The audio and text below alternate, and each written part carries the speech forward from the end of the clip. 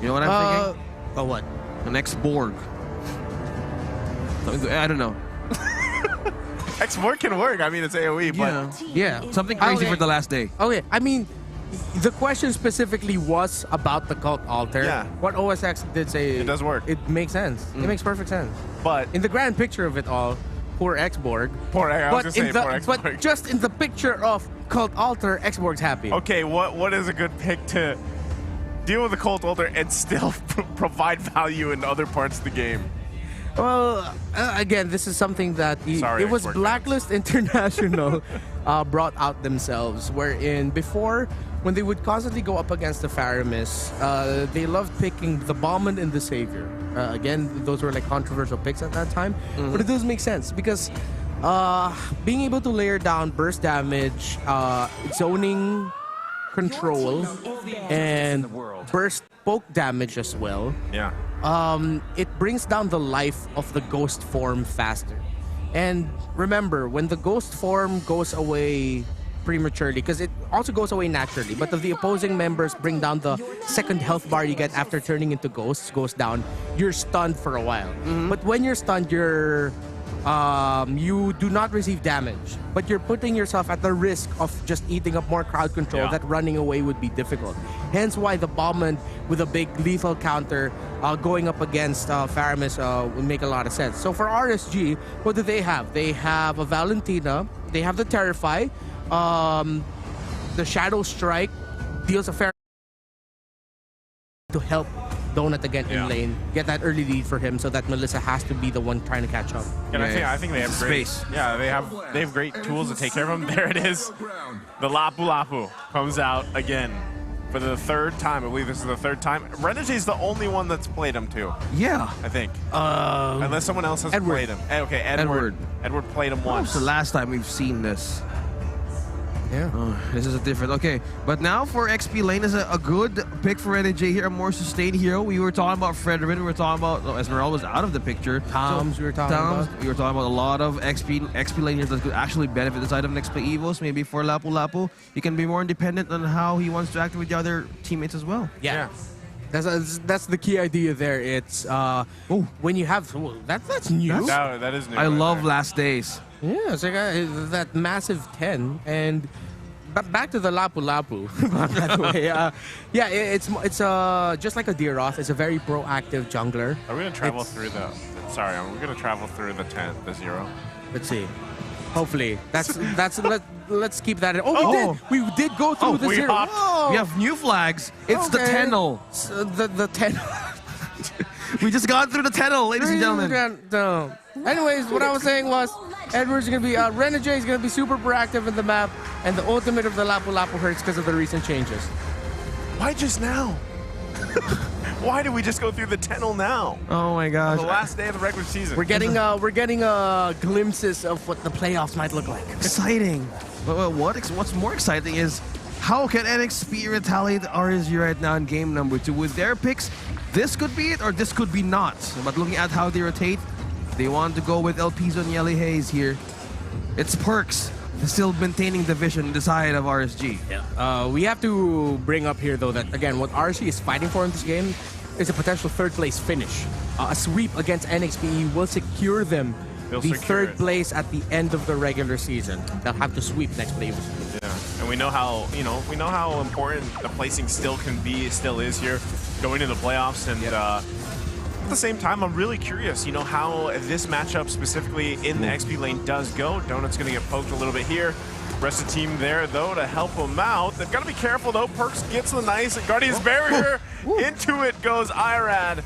Not able to get the kill. He's going to back off here. Aqua was also there. Oh, man. Gets one kill, looking for another. But he goes to Amon. Nice play there from RSG. That's how you share the meal on the table. Yeah, it's what you would call Aqua on the flow. Oh, just a perfect flow right now by Aqua, understanding the situation, but a good rotation here up top by NXP. We were just talking about how gold laners, or specifically for Donut, they need to have space. This is the problem with the Melissa. There's a problem with Ammon onto this hero. There's a lot of space that he can create because Ammon right now in the early game laning stage, he needs to go up close against a Melissa. Yeah.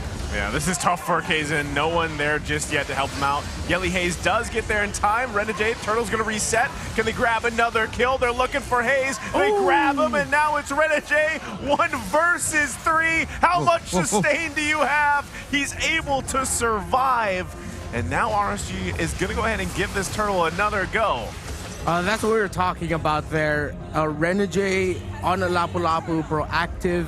RSG, though, great response to still secure that turtle and not lose any more members. We saw there the effect. Aqua stole away the cult altar of Yelly Hayes' Faramis, and we're talking about good sources of AoE damage, and Renegade's ultimate came in big there in whittling down the ghost forms of the members of RSG. If they're not careful, eventually Renegade might be able to punish them later in the game. Well, speaking of punish, it's El Pizzo.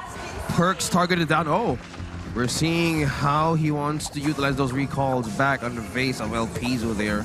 Just trying to destroy camp.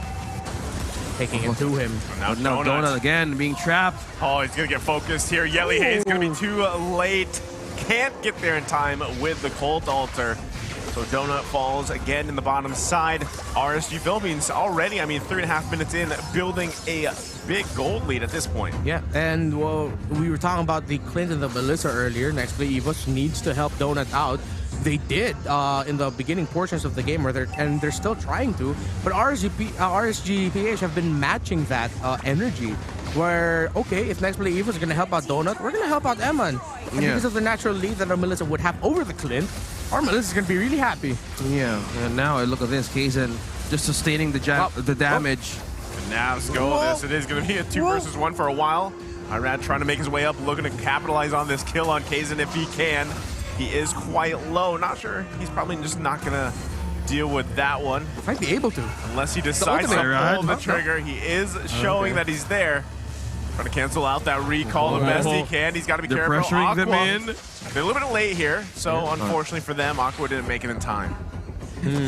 There's that irrational voice in my head that is yelling, "Oh, Irad, why didn't you go for there?" But the more calm voice in my head is telling, "Hey, that's good caution." Yeah. So it's good. It's a slow pace. Take one step at a time. You don't need to make those sour plays. Yeah. That's good discipline from a young man making his debut in the MPL this season. Just on to the last day, you just have to do one thing that could be explosive as you enter the pro scene. Nexplay Evos here is just spraying onto this top lane. They want Nats, and they know what's going to happen if they keep on targeting Nats on the straight of the game. Yeah, I mean, they've been focusing on Nats quite a bit. They know they're not going to get anything up there, so they just go ahead and back off. Still at this point, too, it's only 1 turret down for RSG Philippines, so NXPE, I mean, at this point, again, you're kind of down to that factor. Hold on, a wild charge is going to come out. Yelly Hayes should be fine here. They're still going to be working on securing that buff, but again, you know, where do you find those moments for NXPE? Where does El Pizzo get the moment to set up the proper real-world manipulations? That's a good perimeter, That's what they're struggling with right now. What I want to see Nexplay Evos do is like this. Right there. There. That one worked. We're talking about perimeters there. Renegade just bursting his levels of HP down, being bursted by RSG. Now it's Yelly Hayes, though. They do have multiple members here. Donut there on the bottom side, too. Trying to get the cutoff here. Navs, though, able to get the flicker out from Yelly Hayes. Tried to get him with the Abysm Strike. Not going to happen, though. Nexplay Evos, if it's a pick-off, yes, they can initiate. If it's a big team fight, a big skirmish, I'd rather they wait a little bit more patiently and wait for RSG to use their abilities, and then they'll use their real-world manipulation. Again, going back to the team fighting and strategies of Blacklist International and RSG, which just happened yesterday. Nexplay Evos, they have to match that, especially with them having a real-world manipulation and the Cult Altar. 2 massive ultimates that, if used as a means to counter-punish, would be great for them. Another punish here. Gonna get the Cult Altar here. Now they're trying to turn it back around. Nats could be in trouble. Here comes the lethal counter. But he wasn't low enough there, so now he's still able to survive. But look at the cutoff here from RSG Philippines. The task force comes in with a wild charge, and they grab the kills. They're sitting ducks as they fall here. Double kill. Nats Entertainment is up and online on TV. Another trap for Nexplay Evos.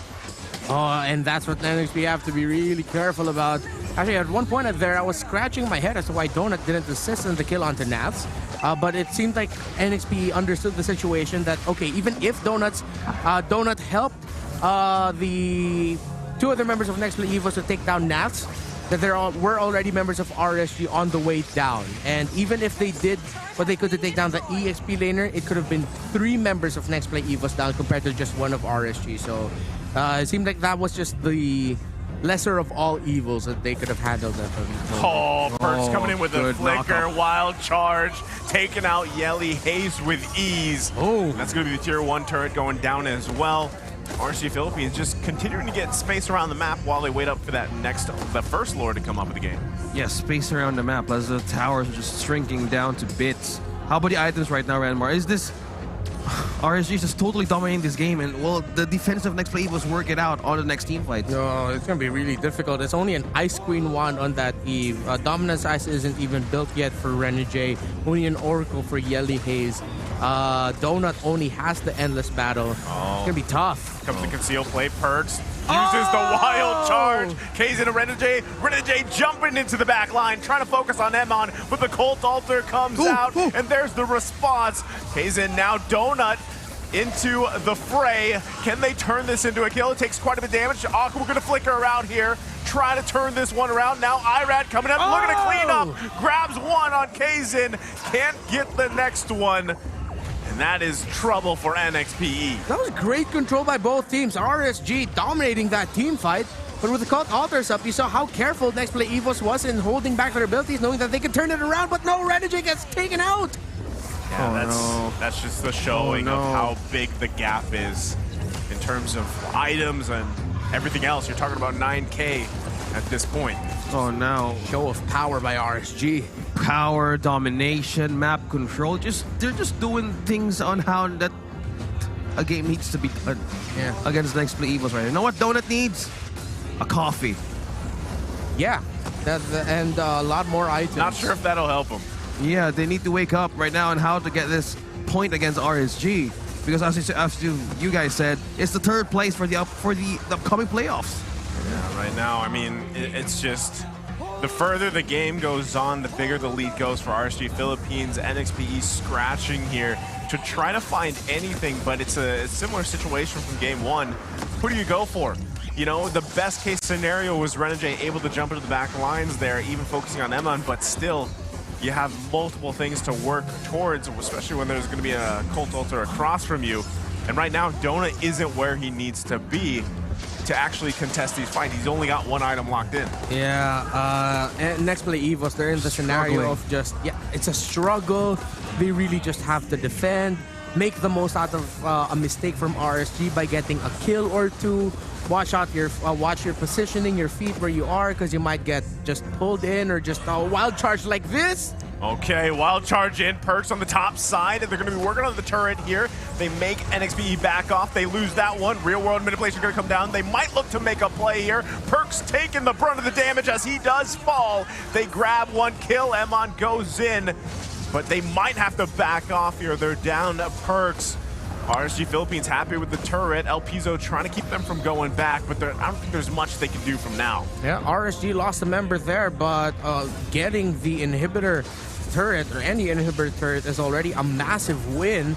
But Nexplay Evos, we just saw an example of, I was just about to say, make the most out of an RSG mistake, get what you can, but RSG just found Yelly Hayes and punished him for checking the jungle alone.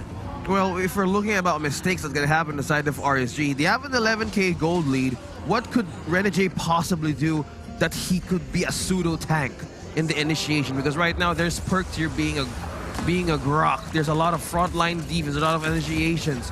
On NXPE, it's either a Renegade commits to a jump and Yelhaze needs to answer for another possible recovery. Well, this is going to be tough because Perks goes in, gets the wild charge. They do get the turret, but look at the damage just coming out. Renegade trying to make some work, and he gets taken out of the picture just like that. So NXPE still with a good setup, not able to respond and get a kill at all.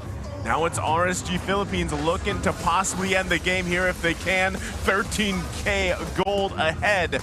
They still have 1 turn on the bottom side. NXPE going to be able to clear minions for now. Rsg Ph. No matter what Nexplay Evos tosses at them, the RSG just keeps coming out with win after wins. 12,000 in the gold. You were asking earlier, what can Rsg do to turn this game around as the tankier frontliner with a lot of damage, and of course a big crowd control ability in the Land Shaker, that massive two-handed sword stun. You saw it land. It almost helped take down Nax, but again, Nexplay Evos couldn't commit to that because of the massive gold lead RSG has.